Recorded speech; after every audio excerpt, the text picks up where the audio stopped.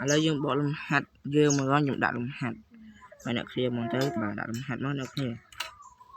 ហើយលំហាត់ឆាកទី8យើងទៅហើយយើងមានខ្ទង់កអញ្ចឹងខ្ទង់កយើងគេឲ្យយើងដក8ដកឲ្យ8យូកាលេឲ្យដក8យូកាលេឲ្យដក8អញ្ចឹងនេះលំហាត់កណាហើយលំហាត់ខយើងទៅហើយយើងមានដកឲ្យ3យូកាលេឲ្យដក3មិនហៅយូកាលេក្បាន់ឬហៅព្រីសក៏បានដែរព្រីសឲ្យដក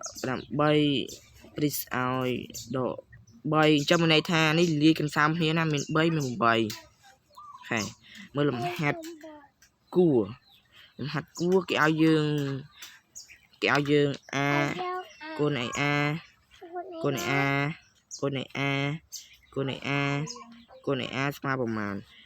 ឥឡូវយើងបកស្រាយលំហាត់3យើងដាក់ answer មកយើងដាក់ answer ចម្លើយយើងមកឥឡូវយើងមើលលំហាត់កគេឲ្យយើងកតា8ដក8 please ឲ្យកតា18 please ឲ្យដកកតា8 please ឲ្យដកកតា8អញ្ចឹងលំហាត់ទី8យើងងាយស្រួលទេយើងច្រឡំធានដាក់វិញមកចុះយើងច្រឡំធានដាក់វិញមកអូខេ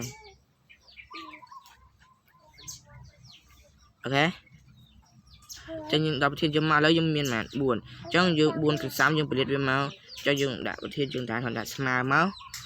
មិនថាស្មើទៅយើងដាក់តម្លៃអថេយើងហៅថាចានីសងយើងហ្នឹងចុះយើងហៅចានីសងយើងចឹងយើងដាក់មកដក8ស្បៃគុណឲ្យ4ហើយនេះជាចម្លើយយើងហើយមួយចម្លើយខចម្លើយខគឺដកភាសាចម្លើយខវាលាយកន្សោមនេះមាន3 8 8 3អញ្ចឹងយកដាក់មកយើងអញ្ចឹងងាយស្រួលទេបកស្រាយកន្សោមនេះយើងរាប់ទៅលើអាថេមួយសិនយើងខ្សាក់កាត់រាប់ទៅលើ8មានប្រមាណឧទាហរណ៍8មាន2អញ្ចឹងយើងពលាតមក8មាន2អូខេ8មាន2អញ្ចឹង8មាន2យើងដាក់ដកកន្សោមកតាឲ្យស្បៃគុណ2ចំណែក3កតាឲ្យដក3ស្បៃគុណឲ្យ2អញ្ចឹងនេះចម្លើយយើងចម្លើយរួមអញ្ចឹងមានថាគូនៃចម្លើយអូខេយើងមើលលំហាត់គួរយើងវិញគេឲ្យយើង a គុណឲ្យ a គុណឲ្យ a គុណឲ្យ a គុណឲ្យ a គុណឲ្យ a អញ្ចឹងងាយស្រួលទេយើងត្រូវដាក់ a មកអញ្ចឹងរាប់1 2 3 4 5 6អញ្ចឹងយើងដាក់ a ស្បៃគុណ6មែនគឺអត់ទេដោយសារយើងដាក់ជាមួយនឹងចិត្តនេះសងយើងអញ្ចឹងចិត្តនេះសងយើងគឺយើងដាក់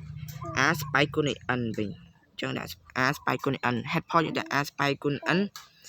តែសារតែ a ស្បៃគុណឲ្យ n គឺយើងដឹងថា a ស្បៃគុណឲ្យ n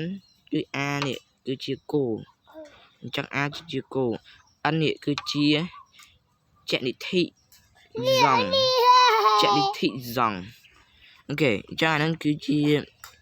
n ស្បៃគុណហ្នឹងគេហៅថាចនិសងចំណែក a នេះឬក៏គេហៅថា a គប់ឬក៏ a អន្តេកាឡេឬក៏ប៉ូលតេយើងហ្នឹងហៅគោលអញ្ចឹងយើងធ្លាប់សិក្សាហើយថ្នាក់ទី7យើងអូខេអញ្ចឹងការបកស្រាយលំហាត់យើង3ខ្ទង់បានបញ្ចប់ហើយនៅក្នុងទំព័រទី2គឺថ្នាក់ទី8អូខេអញ្ចឹងយើងបន្តលំហាត់2ខ្ទង់បញ្ចប់ទៀតតោះឥឡូវមើលលំហាត់បន្តទៀតឧទាហរណ៍យើងមានលំហាត់ខ្ទង់ខួរឥឡូវយើងមើលលំហាត់ខ្ទង់ខួរយើងបន្តទៀតឧទាហរណ៍គេមាន